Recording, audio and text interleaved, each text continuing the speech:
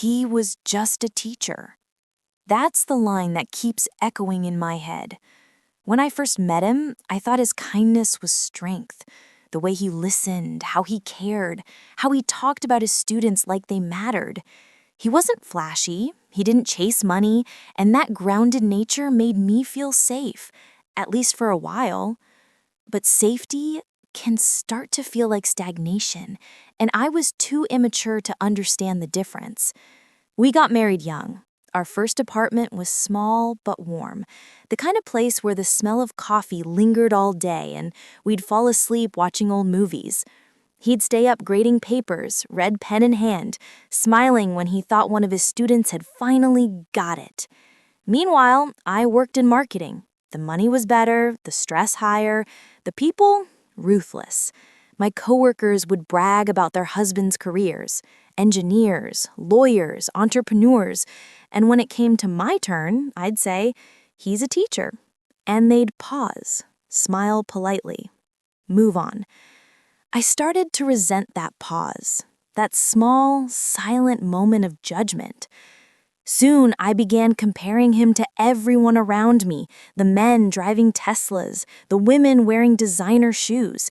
And every time he'd come home tired, talking about how fulfilling it was to help someone learn, I'd smile, but inside I was screaming, "Is this it?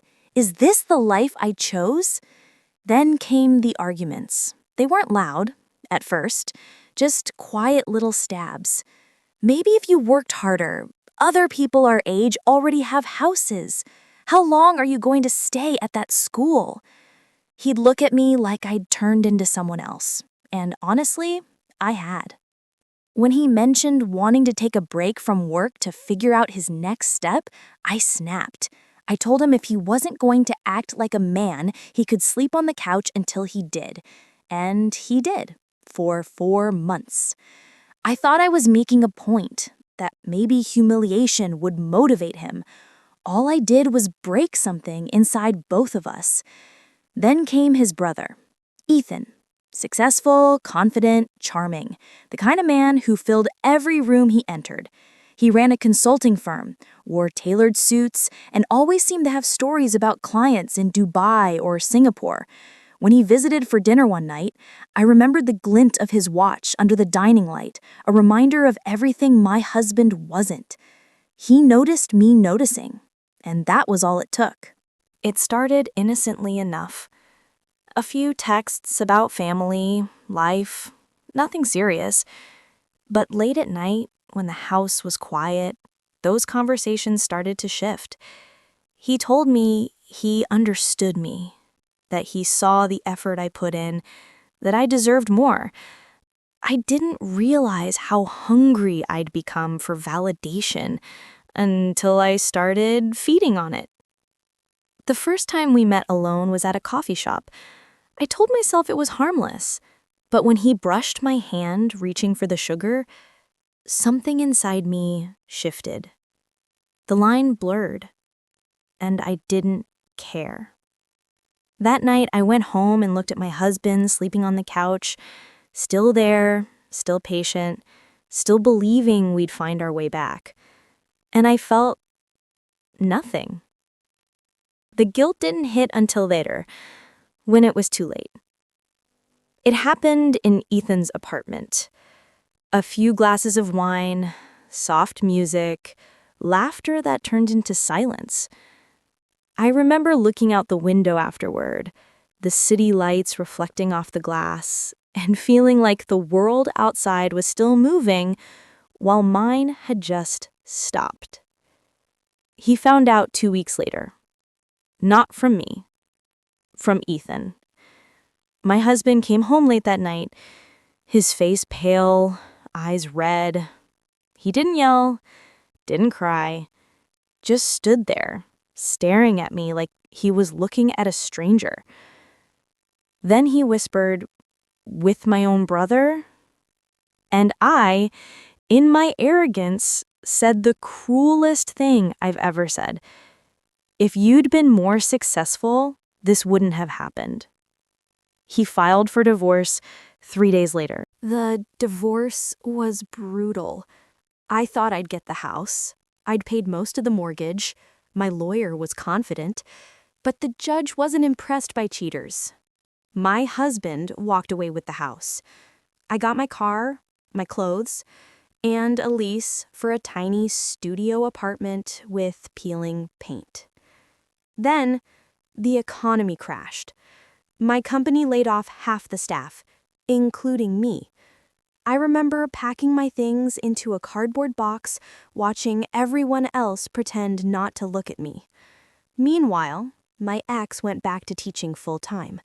He seemed lighter, happier. He posted photos at school events, smiling with his students. He started dating again, someone new, someone kind. And Ethan? He vanished. He sent one text. I can't do this. I betrayed my brother. Then blocked me everywhere. I tried reaching out, calls, emails, messages. Nothing. He'd chosen redemption over me. The silence after the chaos was unbearable. Friends stopped calling. Coworkers pretended I didn't exist. Even my family pulled away. Only my mom still called, once a week, just to ask, "Have you apologized yet?" But what would I even say? That I destroyed a good man because I was bored? That I burned down my marriage for attention? A few months later, I found out through social media that Ethan and my ex had started reconnecting. Therapy, forgiveness, maybe even a kind of brotherhood reborn from the ashes of what I'd done. I should have felt relief. Instead, I felt hollow. Last week, I drove past the old house. They were in the backyard having a barbecue, laughing, talking like nothing had ever happened. Ethan flipping burgers, my ex smiling, the same house I once called mine. I sat in my car for 20 minutes, just watching. Then someone waved toward me and I panicked, drove off before they could see my face. Now I'm here, sitting in this tiny apartment, eating instant noodles, scrolling through job listings that pay half what I used to make. My ex has a life, a future, peace, and I have echoes. I thought about suing him once, claiming emotional distress. But when I told a lawyer my story, he just looked at me and said, "You caused your own distress." He was right. My mom says I need to take accountability, that I ruined my marriage, not because I cheated, but because I disrespected the person who loved me most. She's right too. But knowing the truth doesn't make it easier to live with. Every night before I sleep, I see his face. That moment he realized what I'd done, the disbelief, the heartbreak, the way he said, "With my own brother?" Sometimes I dream of knocking on that door, telling him I'm sorry, but I know he wouldn't open it, and I wouldn't blame him. So maybe this silence, this loneliness, is the only ending I deserve. Still, I can't help but wonder, was there ever a version of my life where what I did made sense? Or was I always destined to lose everything the moment I stopped being grateful for what I had? What would you have done in my place? Was I overreacting by ending it then and there? Or was it the only choice to protect myself from who I had become? This is Drama Docket. Case closed. But the verdict? That's up to you.